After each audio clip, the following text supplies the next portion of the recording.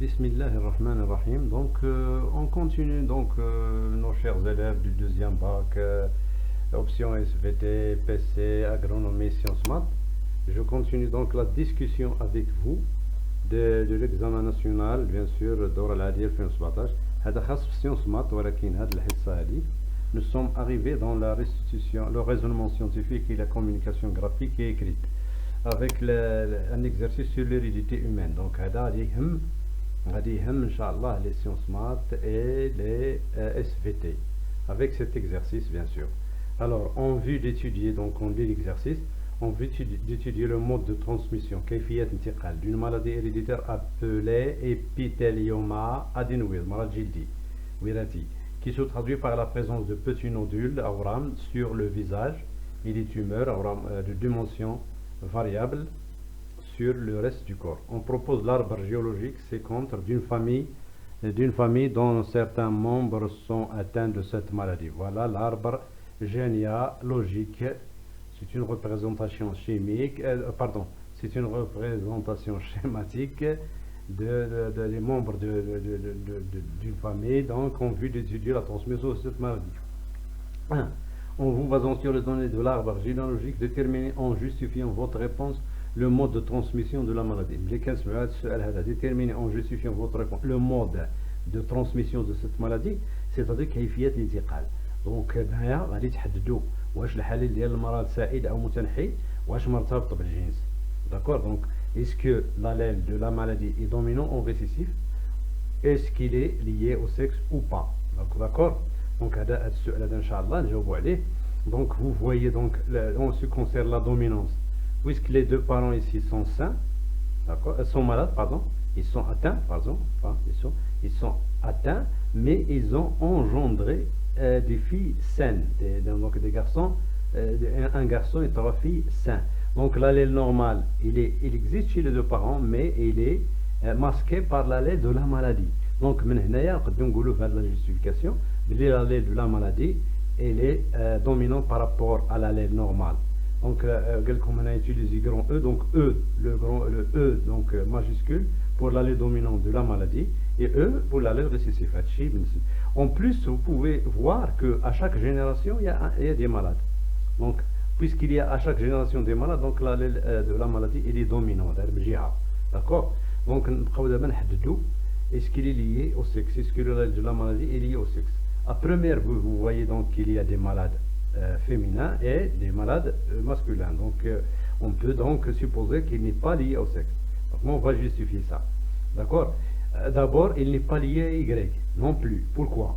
Parce que s'il est lié à Y, et on sait que donc chaque mâle donc hérite de son père Y. Donc on va trouver forcément tous les mâles, tous les garçons malades. Donc l'hypothèse d'une liaison de la maladie au chromosome Y, donc c'est à rejeter. D'accord. Alors on va voir maintenant s'il est lié à X. Cet homme, voilà, il est malade. Alors si l'allèle est porté par le chromosome sexuel X, donc on aura cet homme par exemple XEY. Or il a engendré des filles qui sont saines, d'accord, des filles saines. Donc puisque la maladie est dominante et il a engendré des filles saines, donc les filles héritent un X de leur père et un X de leur mère. Ils doivent être malades. Donc non. Donc conclusion, le mode de transmission de cette maladie, c'est une maladie autosomale dominante. Donc le chromosome, donc le chromosome donc qui porte l'allèle de la maladie, et c'est un chromosome autosome صبغي لا جنسي. Donc العربية مرض سائد مرتبط بصبغي لا جنسي. Deuxième question.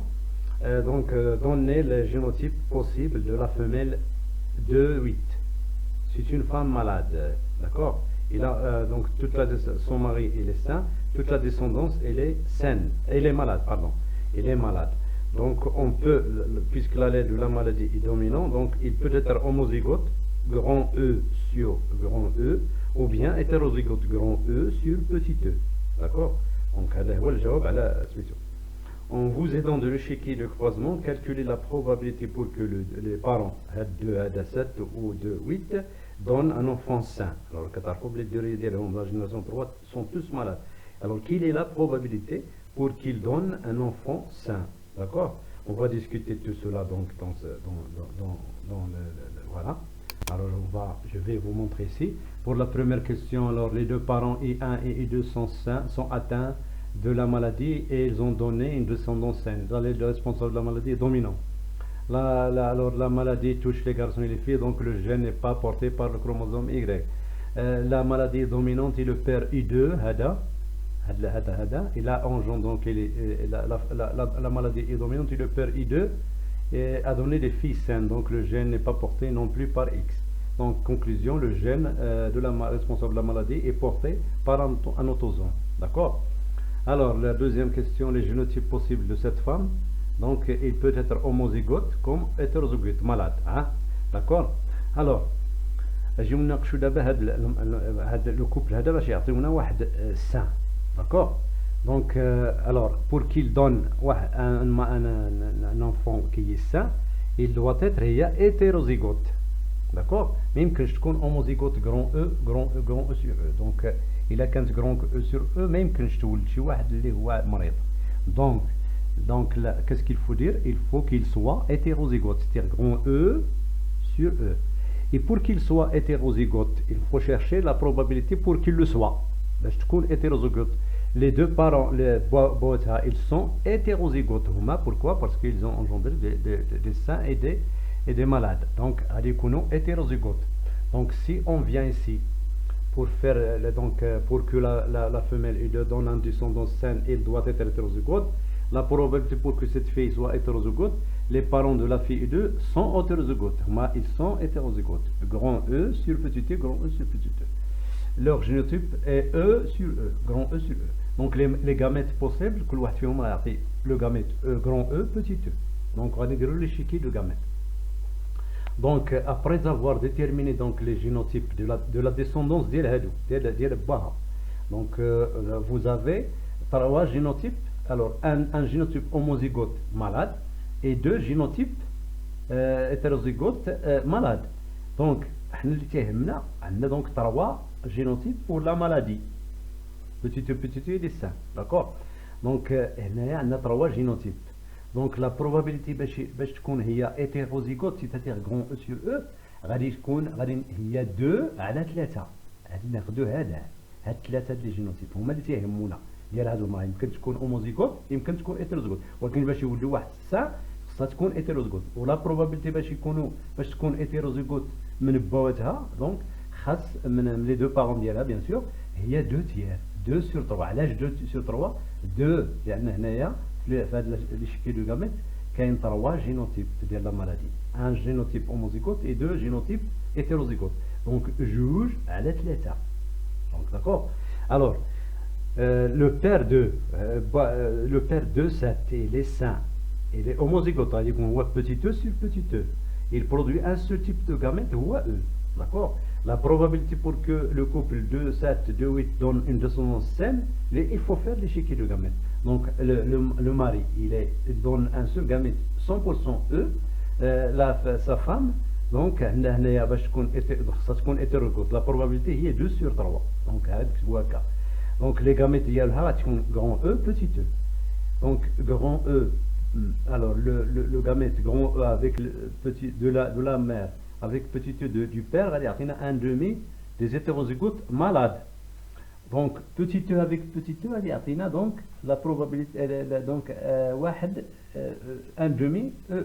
Donc un demi, donc 50% de la descendance va être saine, 50% va être hétérozygote malade.